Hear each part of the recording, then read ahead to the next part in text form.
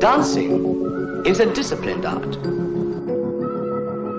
The body, the head, the legs and feet, the hands and arms, all have their basic positions.